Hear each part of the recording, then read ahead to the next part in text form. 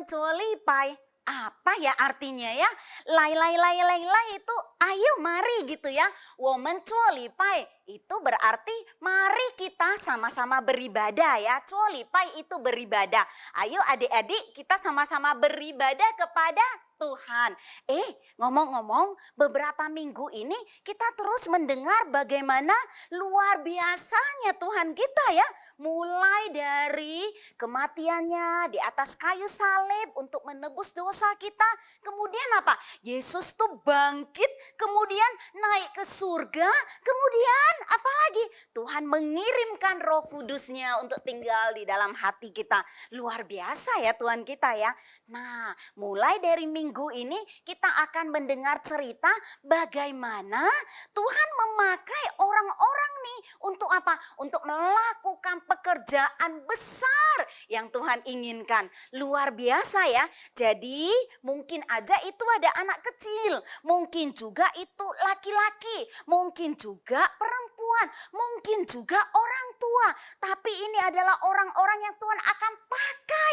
Wah, apa ya yang membuat Tuhan memakai anak-anak Tuhan ini menjadi orang-orang yang luar biasa ya? Ayo, kalau mau tahu jawabannya, kita ikuti ceritanya ya. Dimulai dari minggu ini. Adik-adik, minggu ini yang akan membawakan cerita siapa? Ada Bu Murti. Masih ingat nggak Bu Murti? Biasanya yang ikut pimpin pujian ya. Sekarang Bu Murti akan menyampaikan cerita loh. Terus kelas besar ada Kak Nana. Wow, luar biasa ya. Tunggu dulu. Siapa nih yang akan memimpin puji-pujian? Ada Kak Abel dan Mei gitu ya. Mereka akan memimpin di dalam puji-pujian yang indah. Ayo adik-adik semua, lai lai lai lai lai. Woman cuali pai. Kita sama-sama beribadah kepada Tuhan. Tuhan Yesus memberkati. Hai teman-teman, Aku Abel. dan aku Meme. Hari ini kita akan beribadah bersama-sama. Teman-teman, kita bersyukur atas kebaikan Tuhan kepada kita semua, sehingga kita dapat beribadah pada pagi hari ini. Sebagai bentuk ucapan syukur kita, mari kita menyanyikan pujian Mari Bersyukur.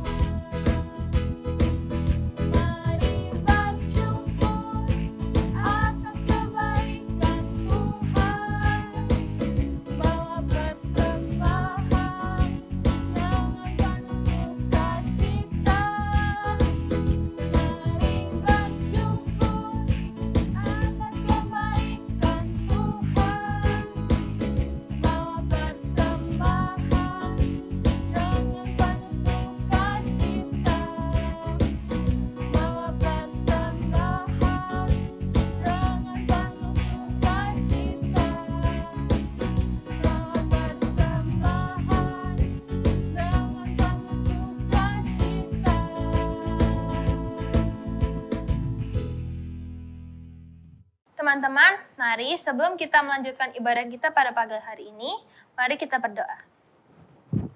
Tuhan Yesus, terima kasih pada pagi hari ini kami dapat beribadah kembali ya Tuhan. Tolong supaya Tuhan sertai kami pada ibadah pagi hari ini sampai dari awal sampai akhir ya Tuhan. Dalam nama Tuhan Yesus kami sudah berdoa. Amin. Teman-teman, setiap hari banyak hal yang kita alami. Ada yang menyenangkan dan ada juga yang tidak. Tapi kita harus percaya bahwa Tuhan selalu ada di samping kita. Seperti lagu berikut ini, mari kita menyanyikan lagu Brave.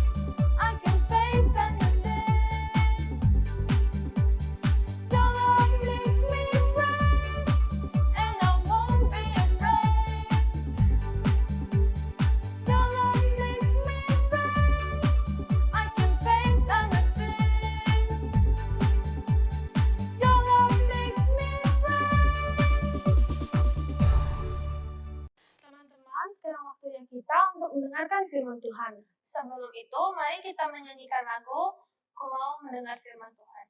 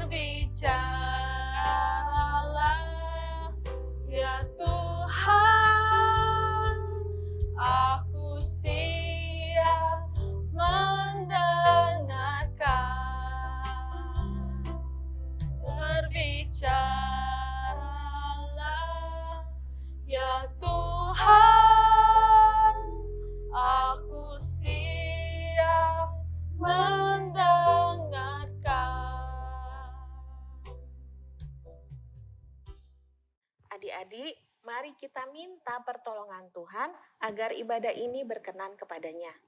Tutup mata, lipat tangan, kita berdoa. Tuhan Yesus, inilah kami yang sebentar lagi siap untuk mendengarkan firman. Tolonglah kami agar bisa mendengar dengan baik dan agar apa yang kami dengar bisa kami mengerti sesuai dengan yang ingin Tuhan sampaikan kepada kami. Di dalam nama Tuhan Yesus, kami sudah datang untuk berdoa dan memohon pertolongan. Amin. Kami siap-siap dulu ya. Dadah. Liburan kali ini kita tidak bisa kemana-mana ya Kak Murti. Iya Kak Nana, ini demi kebaikan kita bersama. Jadi jangan kecewa ya. Benar sekali Kak. Adik-adik memang sebaiknya kita di rumah saja ya. Pasti ada waktunya kita bisa kembali melakukan banyak hal seperti dulu lagi. Tapi sementara ditahan dulu ya. Kak Nana, firman hari ini apa ya? Menarik Kak Murti.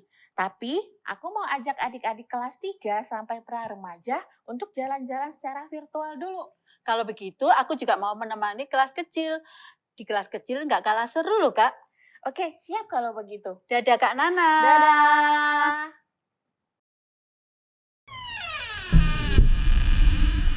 Apakah adik-adik pernah masuk ke ruangan ini secara langsung? Atau pernah melihatnya di televisi? Mungkin adik-adik sudah mendengar ya tentang ruangan ini. Ini adalah ruangan pengadilan. Kak Nana kok penasaran ya? Duduk di sini ini kelihatannya kan keren. Coba yuk.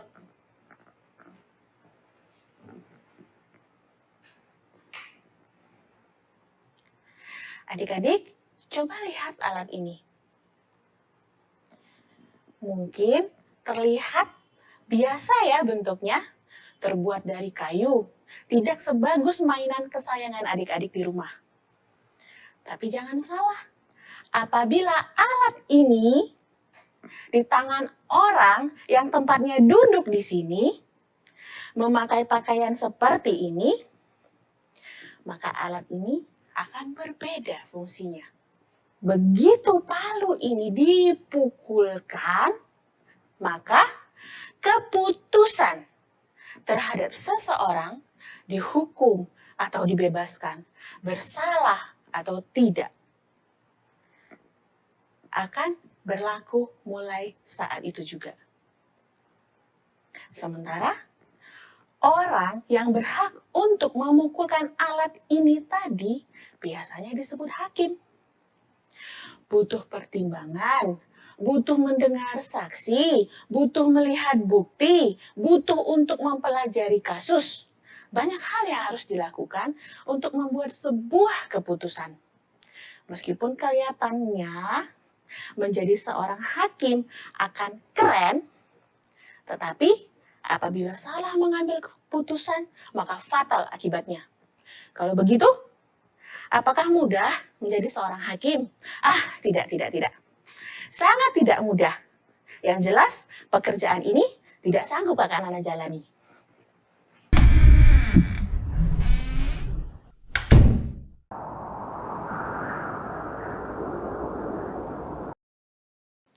Sekarang, Kak Nana akan berteduh di bawah pohon kurma ya.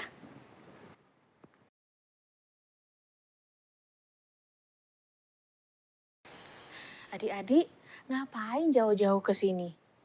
Nah, makanya dengerin sampai selesai ya. Nanti pasti tahu kenapa kok Kak Nana ada di sini. Tapi Kak Nana membutuhkan seseorang untuk menjawab pertanyaan Kak Nana. Masalahnya ini di atas bukit. Siapa ya yang akan jauh-jauh datang ke sini? Sebentar, kita cari dulu ya. Ada orang di sebelah sana. Selamat pagi, Pak. Maaf mengganggu. Apakah Bapak boleh menjawab pertanyaan saya? Boleh, tapi jangan yang susah ya. Enggak kok, Pak. Ini mudah. Apakah Bapak tahu hukum pertama dari 10 perintah Allah? Iya. Apa isinya, Pak? Jangan ada padamu ilah lain di hadapan. Bapaknya tahu. Terima kasih, Pak. Sama-sama. Kalau adik-adik di rumah ingat, Hukum pertama dari 10 perintah Allah, jangan ada Allah lain di hadapanku. Hukum pertama ini pula yang sering dilanggar oleh bangsa Israel. Adik-adik sering mendengar ya, Israel adalah bangsa kesayangan Allah yang sangat mudah berpaling dari Allah. Sebentar datang kepada Allah, sebentar pergi dari Allah. Ingat perjalanan mereka ke Kanaan. Sebentar-sebentar mengeluh, sebentar-sebentar bersungut-sungut. Musa meninggalkan mereka sebentar saja. Sudah ada lembu dari emas yang mereka sembah. Sudah ada ilah lain. Musa membawa mereka keluar dari tanah perbudakan. Yosua membawa mereka memasuki tanah perjanjian setelah Musa meninggal. Di negeri ini mereka membangun rumah dan mulai menjadi negeri yang merdeka. Tetapi mereka tidak sepenuhnya menaati perintah Allah, yaitu mengusir semua orang Kanaan dari negeri mereka. Lama-kelamaan, keturunan Israel banyak yang menikah dengan orang Kanaan. Sementara Kanaan adalah bangsa yang menyembah berhala. Setelah Yosua meninggal, mereka kembali menyembah Allah palsu. Kembali jatuh ke dalam dosa. Kembali mereka menjalani budaya orang-orang Kanaan, yaitu menyembah berhala. Dengan mudah, mereka meninggalkan dan berpaling dari Allah yang sudah menyelamatkan mereka. Hal jahat ini tentu saja membuat Tuhan marah. Tuhan menjadi murka. Selanjutnya apa yang terjadi? Allah menghukum mereka.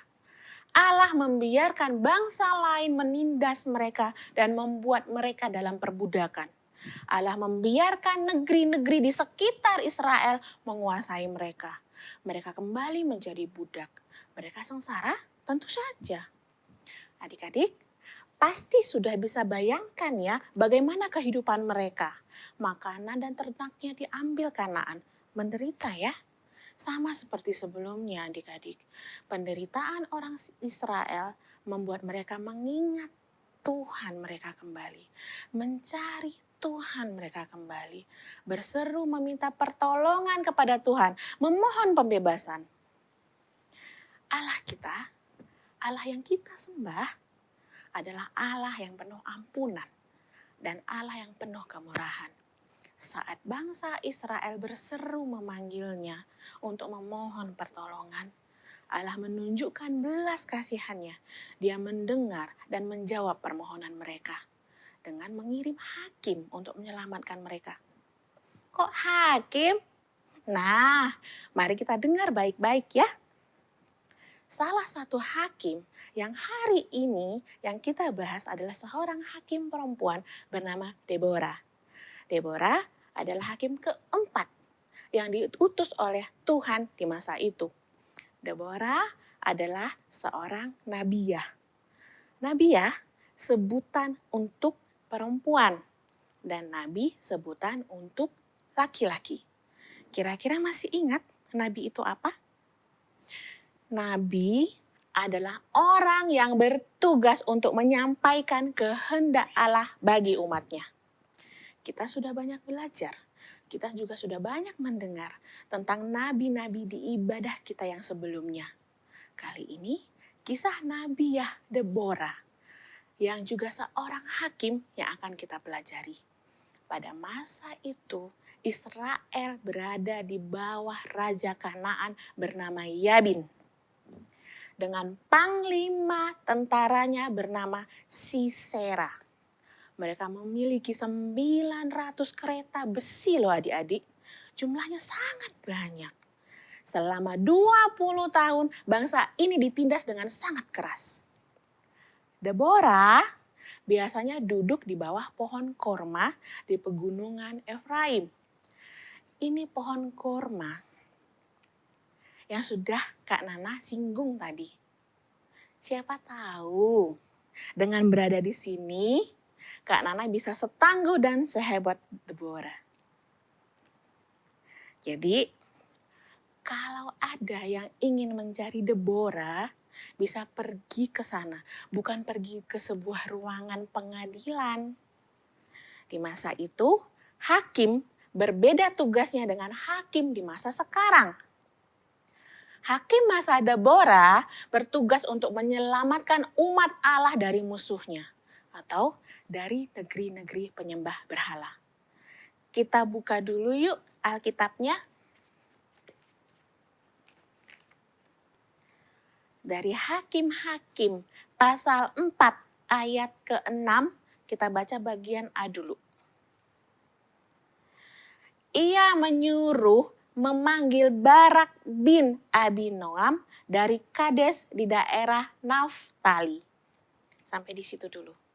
Ia adalah Allah. Menyuruh Deborah memanggil Barak.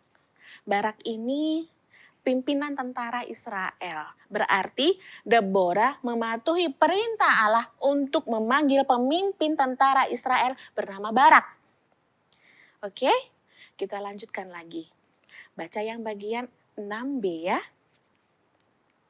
Lalu berkata kepadanya, bukankah Tuhan Allah Israel memerintahkan demikian? Majulah, bergeraklah menuju Gunung Tabor dengan membawa 10.000 orang Bani Naftali dan Bani Zebulon bersama-sama dengan engkau. Tunggu sebentar. Allah menyuruh Deborah untuk maju melawan Sisera bersama dengan Barak. Sampai di situ paham ya? Kita lanjutkan baca Alkitabnya adik-adik. Di ayat ke-7.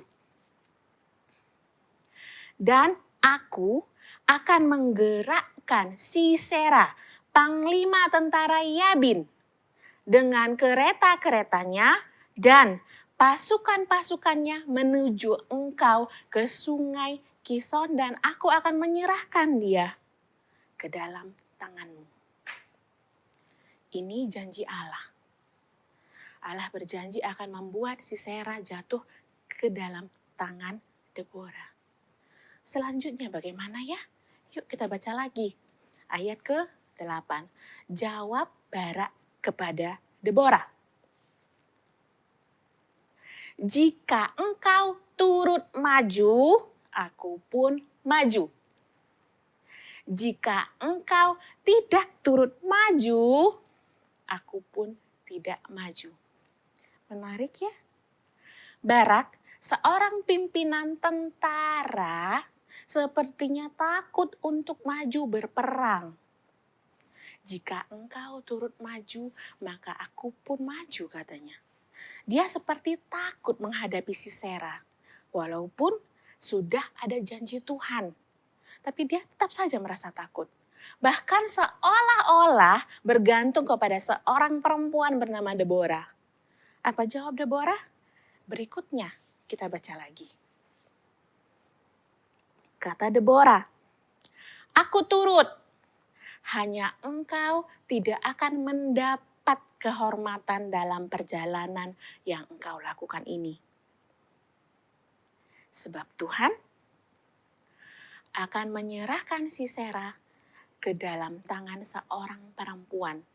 Lalu Deborah bangun dan pergi bersama-sama dengan Barak ke Kades. Deborah yang menerima perintah Tuhan, menaati perintahnya dan maju berperang melawan Sisera.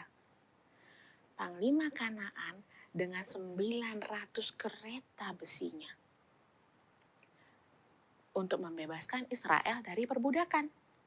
Deborah bersama dengan Barak, pemimpin tentara Israel tadi, berhasil memporak-porandakan bala tentara Kanaan. Tuhan memenuhi janjinya dengan membuat Deborah menang. Pertarungan ini membuat Sisera ketakutan. Sehingga turun dari keretanya, melarikan diri tanpa alas kaki, tanpa kasut. Berarti ini tanda kalau Sisera lari dengan ketakutan. Peperangan berakhir dengan kemenangan di tangan Deborah. Kekuatan Israel menjadi lebih lagi sehingga mampu menekan Raja Yabin dan melenyapkannya dari Israel. Adik-adik, Deborah, kita melihat adalah anak Allah yang setia. Membiarkan segala sesuatu dalam hidupnya seturut perintah Allah. Dia percayakan hidupnya, matinya hanya di dalam tangan Tuhan. Pergi kemana saja Tuhan perintahkan. Melakukan apa saja yang berkenan di hadapan Tuhan. Terkadang kita melihat perempuan adalah sosok yang sangat lemah ya. Tapi lihat, Deborah maju ke medan perang. Wanita yang lemah itu dipakai oleh Tuhan untuk pekerjaan yang besar. Deborah yang taat, Deborah yang setia. Siapa saja bisa dipakai oleh Tuhan untuk pekerjaannya yang besar, termasuk seseorang yang lemah sekalipun. Firman hari ini mengingatkan kita ya adik-adik, saat manusia jatuh ke dalam dosa, maka manusia akan mendapatkan penghakiman sebagai upah dari dosanya. Karena dosa sangat dibenci Allah. Saat manusia mengakui mau bertobat, maka Tuhan akan datang untuk menyelamatkan. Karena Allah sangat mengasihi manusia. Dan satu lagi, saat kita mau taat, saat kita mau setia, saat hidup kita berkenan di hadapan Tuhan, maka siapapun kita akan Tuhan pakai untuk pekerjaan Allah yang besar. Adik-adik, firman sudah kita dengar. Sekarang mari kita bersyukur kepada Tuhan. Lipat tangan, tutup mata, kita akan berdoa. Terima kasih Tuhan untuk firman yang sudah kami dengar baru saja. Kami sungguh bersyukur Engkau selalu mengingatkan kami untuk setia kepadamu. Ajar kami untuk melakukannya. Dalam nama Tuhan Yesus kami sudah datang untuk berdoa. Amin. Adik-adik, mari kita tunjukkan kesetiaan kita dan ketaatan kita dengan menghafal ayat Alkitab. Ayatnya dari mana? 2 Timotius 2 ayat 21. Kita buka bersama yuk. Ini isinya. Jika seseorang menyucikan dirinya dari hal-hal yang jahat, ia akan menjadi perabot rumah untuk maksud yang mulia. Ia dikuduskan, dipandang layak untuk dipakai tuannya, dan disediakan untuk setiap pekerjaan yang mulia. Hafalkan ayat ini dan selalu hidup di dalam Tuhan. Tuhan Yesus mengasihi kita semua. Teman-teman, kita sudah mendengarkan firman Tuhan. Dari firman hari ini kita melihat bahwa Deborah membuktikan bahwa seorang wanita juga bisa memimpin. Itu berarti dia berani untuk tampil beda. Kita sebagai anak Tuhan juga harus berani untuk tampil beda. Maka dari itu, mari kita menyanyikan lagu Berani Tampil Beda sambil memberikan persembahan.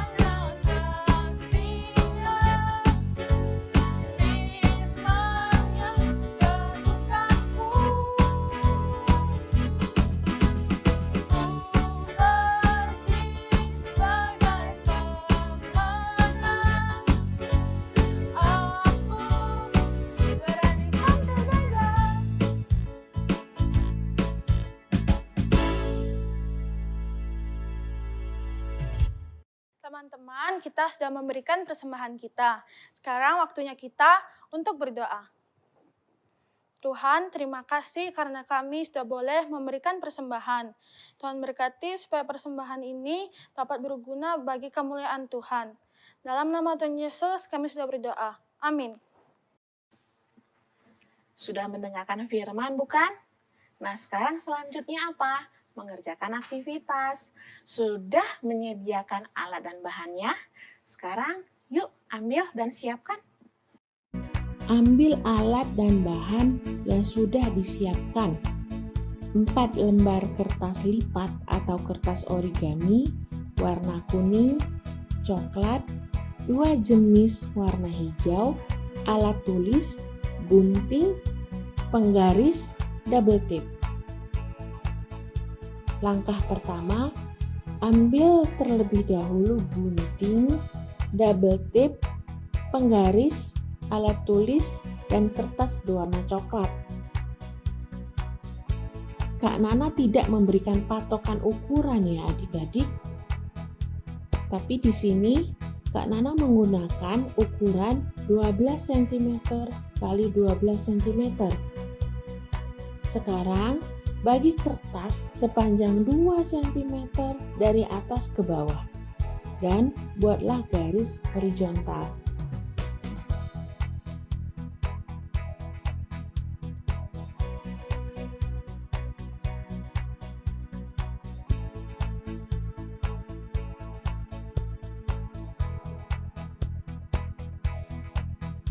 Ini hasilnya. Kemudian beri double tape pada salah satu sisi saja di bagian belakang kertas secara vertikal ya, berlawanan dengan garis horizontal yang sudah kita buat. Perhatikan contoh dari Kak Nana. Kemudian gulunglah sampai membentuk pipa kecil seperti ini.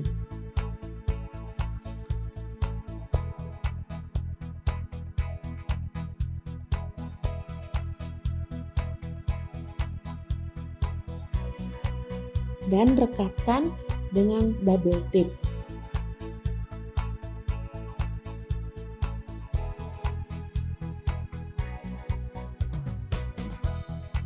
Kita sudah selesai membuat satu buah batang. Selanjutnya, ambil salah satu kertas berwarna hijau, lipat menjadi 2, gunting di bagian tengahnya,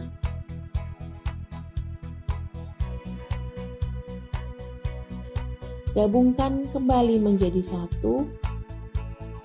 lipat kembali menjadi 2, gunting lagi di bagian tengahnya, sehingga kertas terbagi menjadi 4 lembar. Kembali gabung 4 lembar kertas yang sudah dipotong menjadi 1. Lipat lagi menjadi 2. Sekarang gunting melengkung sesuai dengan arahan Kak Nana, seperti membentuk daun.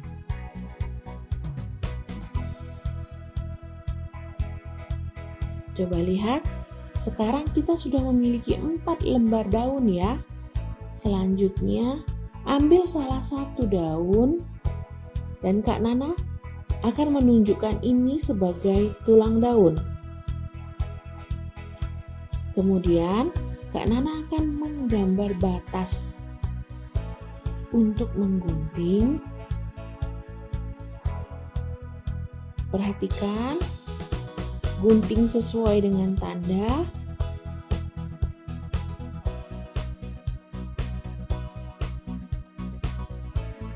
Lakukan. Selanjutnya, gunting di bagian ujungnya saja, lakukan secara acak dengan ukuran yang berbeda, tetapi jangan sampai mengenai batang daun. Beri jarak yang cukup agar terlihat alami.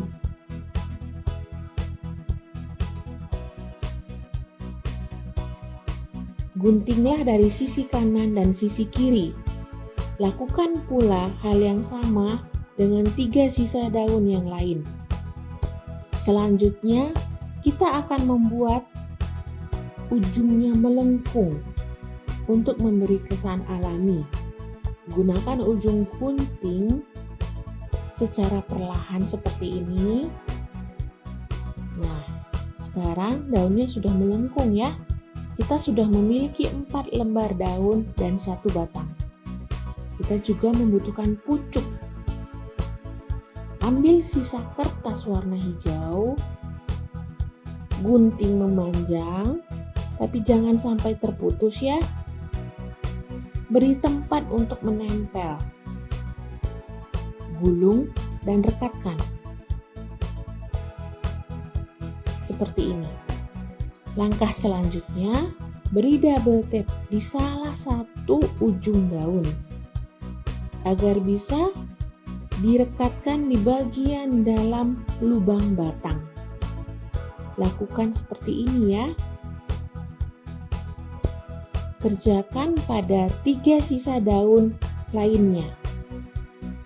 Beri jarak yang cukup agar terlihat bagus. Masukkan pucuk daun yang sudah diberi double tape di tengah-tengah daun sebagai penutup lubang batang. Pucuknya kita buat alami juga ya, dengan melengkungkannya menggunakan ujung gunting.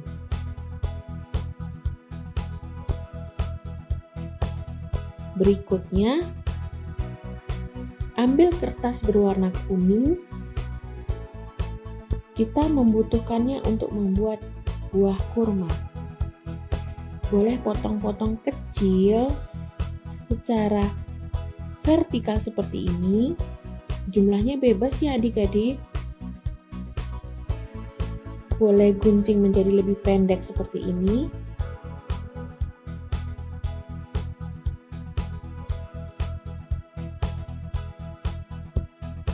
Gulung atau lipat sehingga membentuk bulatan kecil seperti ini.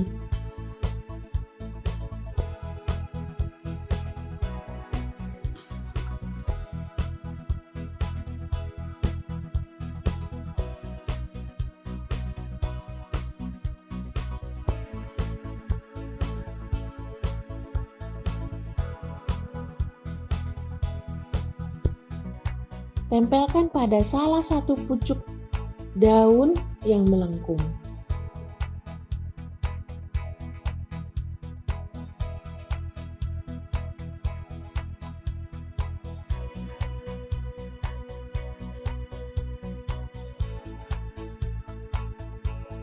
Buatlah rapi agar terlihat cantik. Pohon kurma dan buahnya sudah selesai. Langkah berikutnya, ambil kertas hijau yang terakhir, lipat menjadi 2, gunting di tengahnya sehingga menjadi 2 bagian seperti ini. Ambil dulu satu bagian dan lipat menjadi 2. Kali ini gunting satu sisi saja secara zigzag. Jaraknya tidak teratur untuk membuat rumput.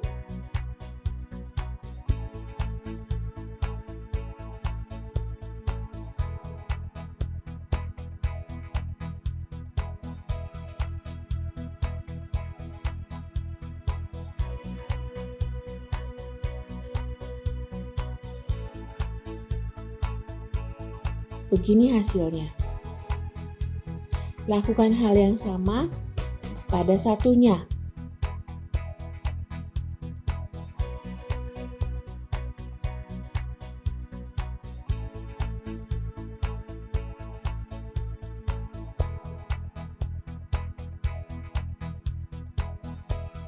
Sekarang beri double tape pada bagian yang Kak Nana tunjuk.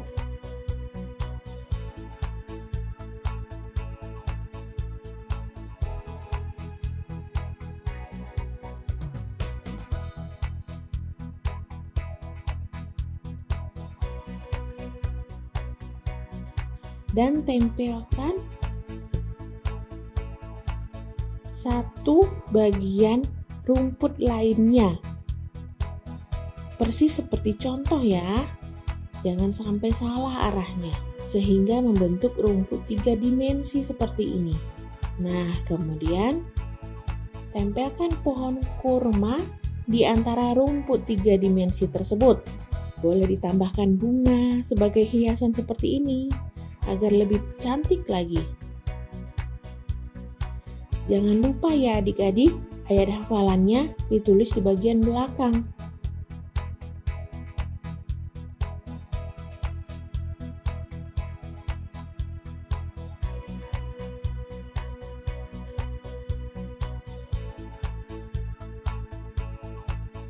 Sekarang, pohon kurma dengan ayat hafalannya sudah selesai. Meskipun di bawah pohon kurma, Deborah bisa dipakai oleh Tuhan untuk pekerjaan yang besar. Sama dengan kita, dimanapun kita bisa dipakai untuk pekerjaan yang mulia. Adik-adik, ibadah kita hari ini sudah selesai. Sampai jumpa di ibadah kita minggu depan. Selamat hari Minggu.